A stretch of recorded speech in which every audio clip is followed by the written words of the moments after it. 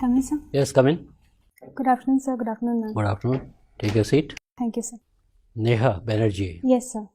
Give a brief introduction about yourself. Sir, my name is Neha Banerjee.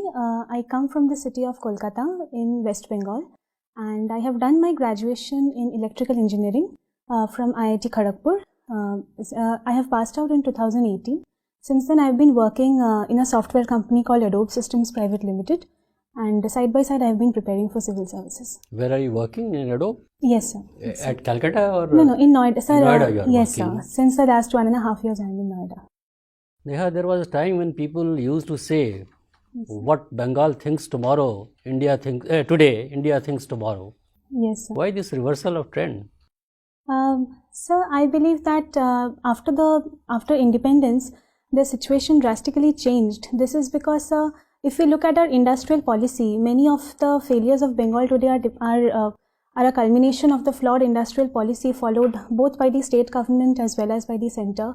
One of them, many people blame the militant trade unionism during one of our chief ministers after 1980s. But even before that, if we look at the tariff equalization policy of the central government, which technically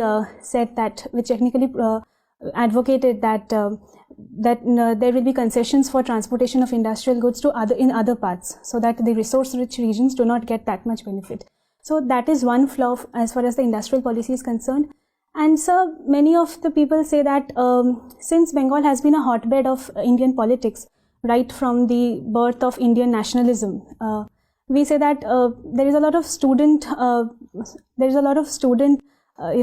jingoism existing in Bengal, and maybe, sir, that is the reason why people say that people are lazy to work and people are not. Do you see any hope for Bengal?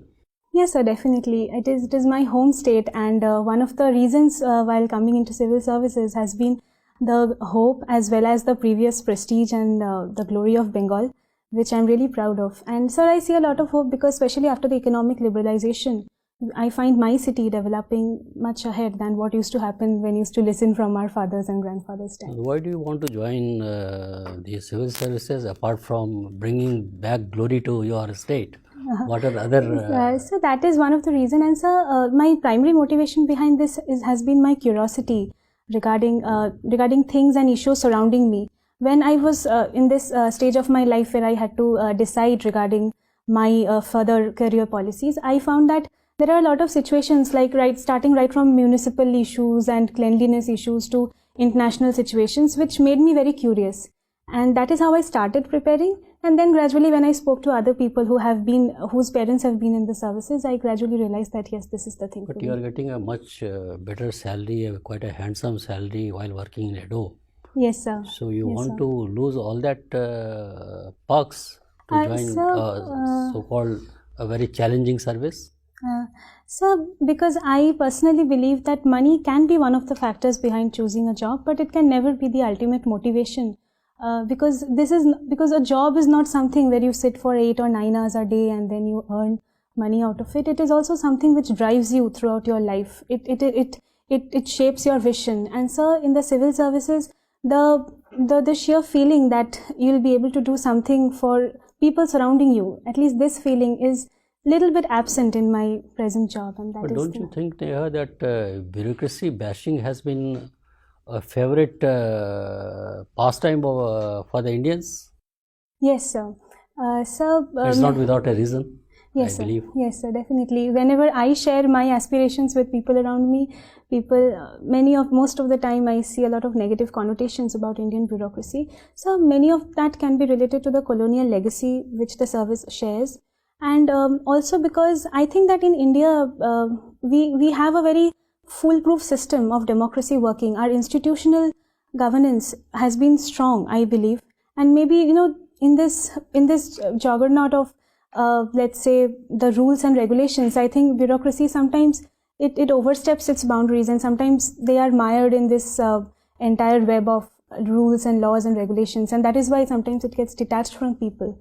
And people in general are waiting for something very fast and some very drastic economic growth, and that doesn't happen in a liberal democracy as ours. What are the strengths of bureaucracy according to you? So the strength of bureaucracy is, I think, following rules, established rules, regulations, and not overstepping it. Then I think, sir, another reason is being connected with people. And so I think the mere fact that UPSC conducts a very fair and transparent policy, not only UPSC, even if we look into other parallels in our bureaucracy, I think the fact that people from diverse backgrounds can join the bureaucracy, and I think that is the best thing about bureaucracy on us. Bureaucracy is known to be a steel frame organization. Do you think there has been an erosion in that steel frame, or it continues to be as strong as it was? So it has been called a steel frame due to some reasons, and starting right from the British times, it has taken up policies for the benefit of people overall. But yes, as we see, if we see the Transparency International Corruption Perception Index, then rank 80 as of now. And so I believe that a lot of that is also, bureaucracy is also reprimanded for corruption and for taking decisions without the concern of people. And so yes, the steel frame has got some erosion, but definitely there are signs of abatement. Okay, suppose if you don't get into IAS proper or IFS and you'll end up in a service like P&T Finance Service, will you still leave your job with Adobe and join a P&T Finance Service? So I would like to inform that I have already left my job. Incidentally, my last working day was yesterday. Okay. And so yes, if I get any other job other than IAS or IFS, then I don't think I really have an option apart from joining that. But I believe that all the 24 services, which at least the services which I have opted for, I have done adequate research on that, and I'm ready to take up the job with utmost integrity. So you are confident of getting into one of these services? Sir, I'm hoping to get into. If that doesn't happen, what is your plan B now that you have left that organization? Yes, sir. Service? Yes, sir. So my plan B is one, primarily to prepare for the civil services, and if possible, I have also spoken to one of the professors in IIT Delhi regarding any teaching assistantship in the university. So if I can teach. Thank you. Neha Banerjee. Yes, sir. Do you share qualities with Mamata Banerjee? So that's a tricky question, in fact. Sir, in terms of qualities, I would say that a lady, breaking up years of rules of one political regime and establishing her own political ideas in a state so deeply infested with politics for such a long time, that is a commendable issue. If I would have to share something with her, then it may be that commitment, that dedication to do something apart from all the negativities and all the obstacles that we face. And any negative trait which you share with her? Okay. So I think being too verbose and being too verbal about issues surrounding me can be. Can become. Yes. Okay, no problem. Yeah. Neha, you are from Kolkata. Yeah. Yes. What is the origin of Kolkata? So the origin of Kolkata, as many people say, that it was founded by Job Charnock and in the year 1698. But if we look into the etymology of the word Kolkata, it comes from the word Kali Khetra. So it is the place where goddess Kali resided, right from the times of Mughal Pargana, when it was a Mughal Pargana. And after that, the Kolkata that has evolved since then is mainly one of the presidential towns under the British regime. And then it is mainly known for its its contribution to Indian nationalism and its cultural and scientific evolution since then. Regarding yesterday's economic survey, we came to know that women labor force that continues to decline. Give your observations. Yes, sir. This is as per the periodic labor force survey, women labor force has been declining. And so, if I would like to point out the reasons behind it, it can be because our economy is undergoing a structural change, and probably there can be a skill mismatch with, like, initially we found that the digital technology and employment in the software industry and all, they have empowered women. But if we look into, even these industries are becoming very disruptive. And if we compare between the urban and the rural labor force, then though the rural labor, women labor empowerment is high, but the decline has been more drastic. So, sir, much of it also can be contributed to the agrarian distress in our country. Do you suggest any solution for this? For women's, Yeah, increase in participation. Yes, I think we can look forward to the concept of women-led development. That is, if there are schemes, for example, the Ujjwala Yojana, if they are targeting women as their main beneficiaries, then probably we can break apart the shackles of patriarchy in that case, and women can take a role in not only receiving but in also contributing to the economic empowerment. And lot of other issues, so for example, water scarcity, all of them are very intricately related to women's distress. And if these issues are solved in a, handling them in a lot of, with micro targeting, then I think so women's issues can be. Regarding these days we find that is popularization of concept of entrepreneurship, okay? But we don't find many women entrepreneurs. What's the reason? So, if we look into the state data that India is the third largest startup economy in the world, but sir, many of them are related, I mean most of our entrepreneur and startup ecosystem is related to digital, and it's very urban based, and it's digital, which already requires a base of technology. And if we look into our primary health and education status, then we can understand, sir, that if the foundation is not strong enough, then how can women or in general anybody target for these? I mean, what I mean to say is, sir, that the startup ecosystem is inordinately it's not balanced, it's unbalanced towards a sector which already requires some prior foundational skills in technology, which is not accessible to many sections of the Indian population. The government is helping out women entrepreneurs. Just name a few. So I can name the Stand Up India scheme, which is targeted towards the women and the people from SC/ST community, and also the Startup India scheme, and also there are schemes under the government e-marketplace where procurement of the public companies, I think 3% of them are reserved for women-related. Bank loans are also there. Yes, bank loans are also there. Jan Dhan Yojana is also targets women as a primary beneficiary. Okay, thank you. Neha, you're coming from Bengal, and I can see that you mentioned that your family income is around 50,000 rupees. Yes, sir. Then why are you not falling in this EWS category? So my family income is 50,000, but when I was applying for the civil services, I was earning around 90,000 per month because of my software job. So I shouldn't fall under EWS. But what are the criteria for the EWS? Whether the person own salary has to be counted, and for how much period one should have been earning that much to fall out of the EWS? So in my understanding, the EWS was regarding your family income. It considered your family income since the last one taxation year. So it was around 8 lakhs per annum for the last taxation year. And anyway, you were working with Adobe. yes, And Adobe, if we consider from open source to proprietary software, Adobe is on the other extreme, where its reputation is of not sharing, rather being an anti-share platform, be it almost all softwares, that includes the Acrobat itself. What do you find about while working with Adobe about this philosophy of not sharing? Do you think that was a company philosophy, or it just a product that's in the market? So a lot of Adobe's product, like people are usually familiar with Photoshop and with Acrobat Reader. So a lot of them were actually acquired by Adobe, and a lot of that also catched eyebrows when these mergers and acquisitions were done. In the US, some antitrust laws were also filed against Adobe.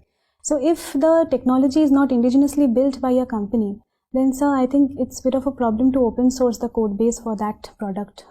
So probably that is the philosophy behind keeping. And sir, Adobe, it's not that it's not open source, because usually Adobe's business policy is to have many services accumulated under one platform and then charge a lump sum business revenue from the buyer of that product. I was listening carefully when we were discussing CM of Bengal. If you look at the current Indian political scape, you'll realize that she's the only woman in a seat of power. What happened down the line in 70 years that we as a nation, we had more women chief minister when we got freedom than we have now? Why women are not reaching to the seat of power nowadays, one? And it's not just the question of India. Actually, world over, we are seeing leaders with the image of being anti-women getting popularly elected. Do you believe that feminism or the women in power bad patch is going on? So I believe that political empowerment of women is a very important vertical when we consider women's empowerment. But sir, if we look at the system, the entire political democratic system which exists in our country, or maybe the masculine nationalism that is rising in many countries other than India, like Hungary and Russia. Sir, I believe that women are afraid to join politics because it has been so much laid with criminalization. It is so much concerned with criminalization. We find out that as Association of Democratic Reforms reports point out that criminalization of politics has been very high. And we find a lot of money and muscle power going on inside the Indian political system. So probably that deters women from joining clean politics. So, I mean, these elements are successfully shooing away women. That's yes, sir, that is a cause of concern that women are deterred from joining politics. But sir, I also believe that, like, if we look into our panchayati system, then we have 33% reservation of women. But sir, in most of the cases, we find that women are backed by men and they are just used as proxies by the village headmen to pass their own schemes under the name of women.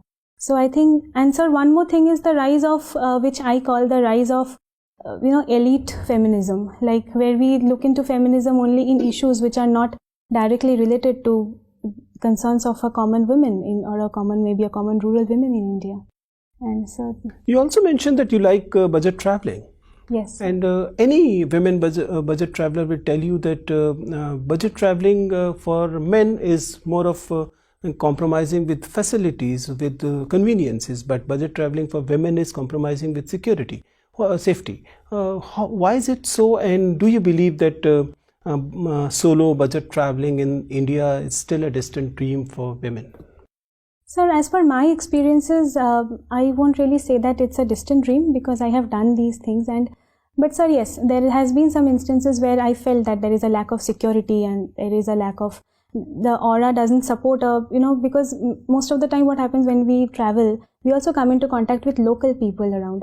And sometimes local people, they also get a cultural shock that this is a women traveling solo.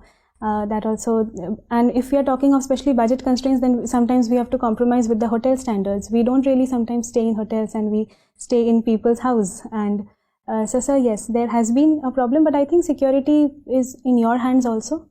And we must always be careful regarding what the administration has to offer about women's security. You mentioned Bengali as your mother tongue, which it is. So I'm expecting you to narrate Indian Constitution's preamble in Bengali. Sorry, sir, I'm not able to. Will not be able to. So you are electrical engineer? Yes, sir.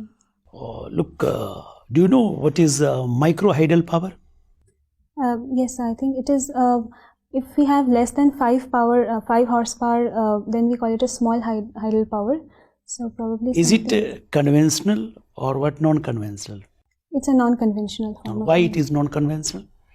So because it is because the resource involved, that is the water, the electricity generated out of the force of water through a turbine, that does not deplete with time as in the case of. There is a new concept that is called ultra mega power project. Yes, sir. So what is ultra mega power project?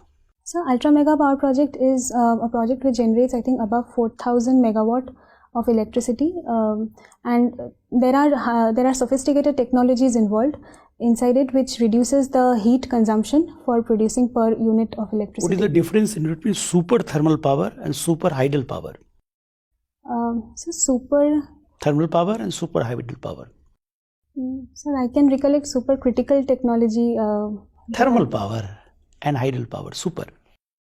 Super thermal power will be, I think, less than 4,000 megawatt, less than the ultra range, and super hydel power should be something more than 25. Look, we have 3 parts in West Bengal.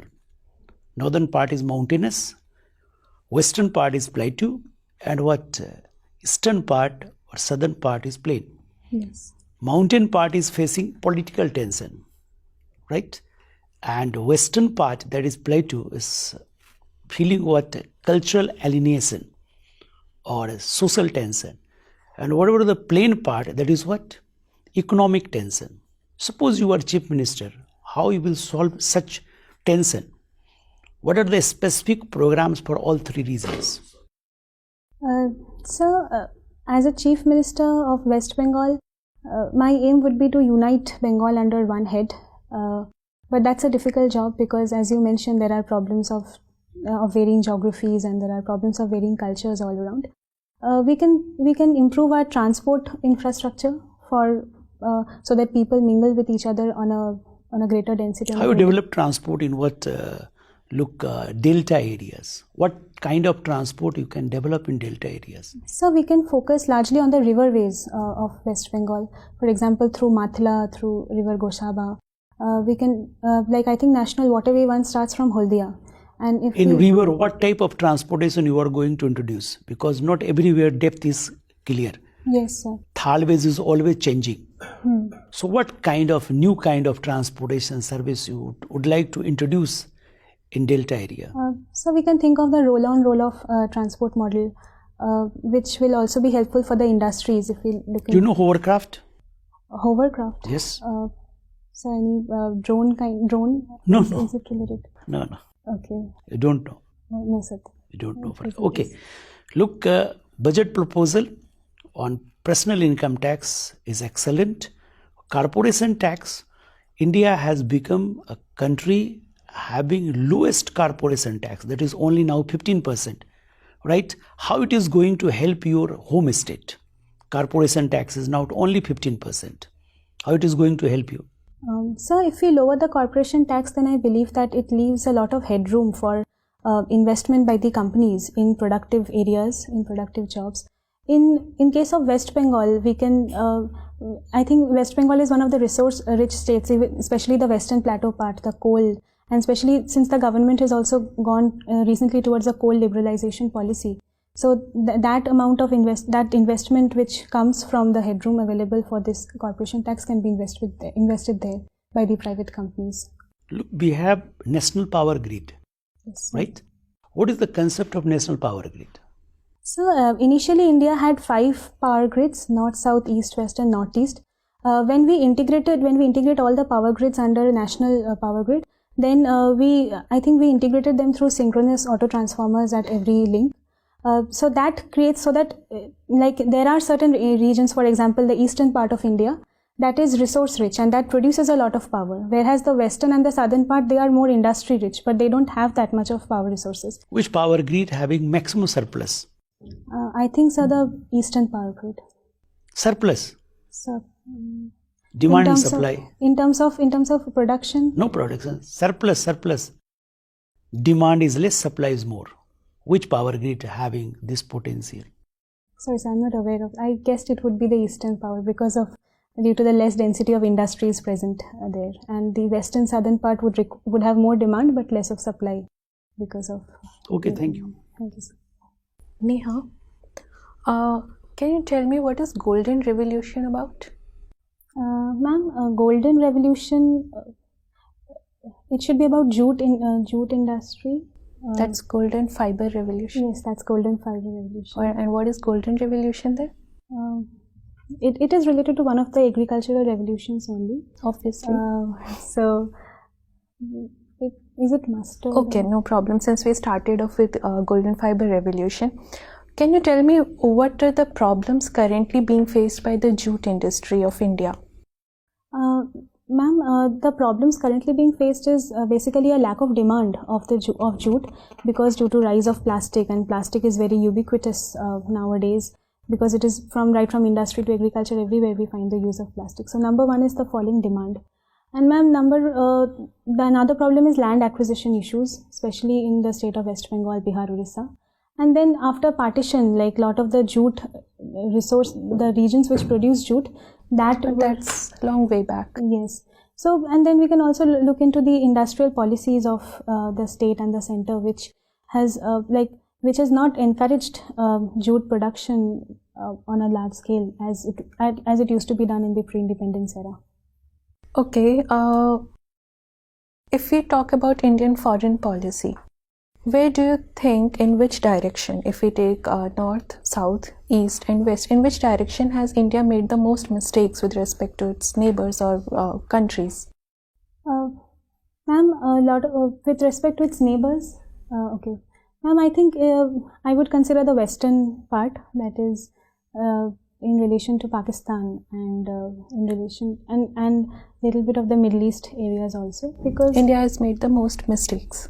with respect to Pakistan, yes, the western frontiers, and a lot of it also crops up from the internal policies that India is following at the present times. And So why are we going on making such mistakes, such costly mistakes? Because it takes years to build foreign relations, and we can't be casual about it. Why India is not serious about improving its relations?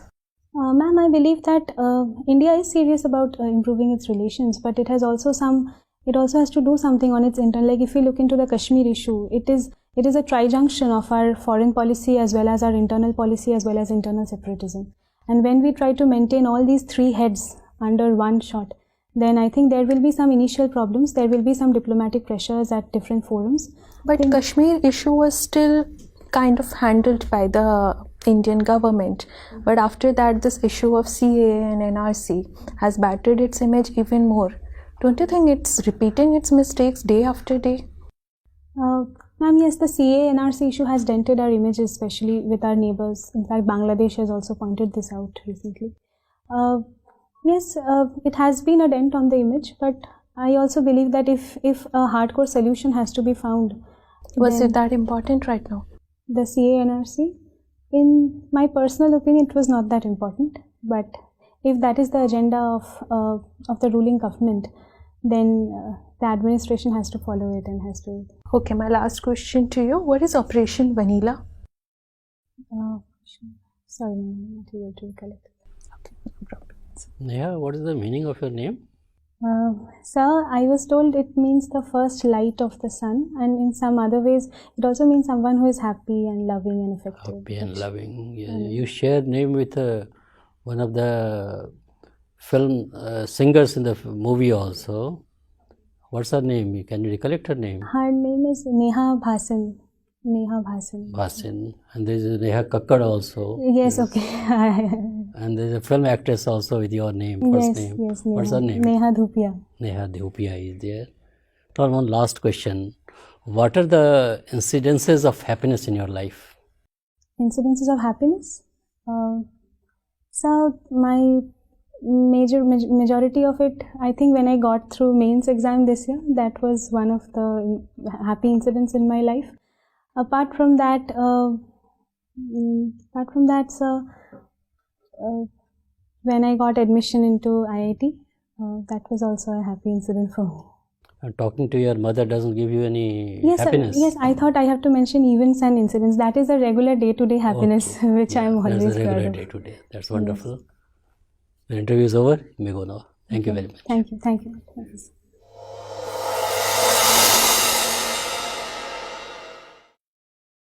Sit. So, what is your assessment of the performance? So I don't think so. It was that good because It was good. It was indeed good. We are quite impressed. Quite impressed. So, basically, at the interview level, while we are judging your personality, is not we are not judging your level of knowledge. That is also important. But more than level of knowledge, it is your total personality which the interview board looks at. So, as far as you are concerned, honesty of purpose is there. Your mental alertness is there. That is another very important this thing.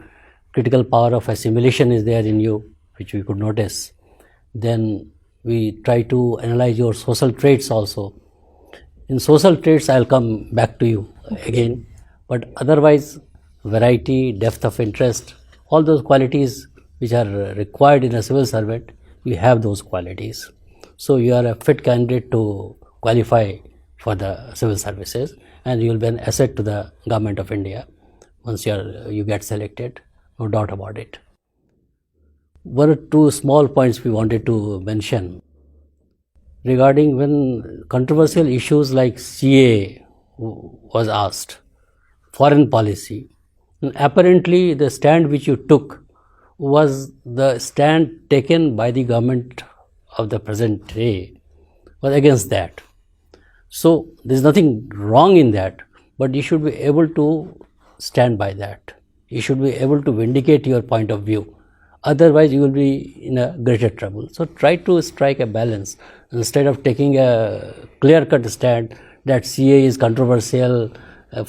Even CA, you may say, but this is government in its wisdom has decided like that. It has been passed by the parliament, and there is no higher body than the parliament. People may protest. That is a part of democracy, which they are doing. We are entitled to protest. But the government of the day has taken its decision in the wisdom, and then state governments, because of political reasons, they are against it. So many issues are there. So it's very difficult to take a clear-cut line of action. Try to be diplomatic in such situations, because where the interview board would like to put you in dock, there you should try to get out of that kind of an imbroglio. That is very important. Did my point sound, did it sound too unbalanced? Or this is what we felt, that no, it was not balanced. I am not questioning your wisdom, whether you are wrong or right. I am questioning your diplomacy, sense of diplomacy. You should be careful enough not to get into that area of taking a stand as far as possible. Okay. Unless you are absolutely asked to give a clear-cut stand, better to avoid and duck such issues. So one more thing, how do I avoid like this if CA NRC question is You can asked? reword things. I mean, it can be linguistic. Exactly. Yes, Exactly. to play with Linguistic words only. in that It's case. linguistic only. And regarding your dress, I hope this is not the dress you will be wearing that day, No, You sir. haven't decided. I haven't decided actually. because this jacket and all, Okay. you should avoid. Your shoes also we could see. Okay, sir. So Yes, sir. I'll take. otherwise these are small things you should try to. It's a decent dress otherwise. Okay. So you can go in plain sari also. Okay. That will look quite fabulous. Otherwise you are a fit candidate to be selected. Wish you all the best. Good luck. Thank you, sir. Thank you.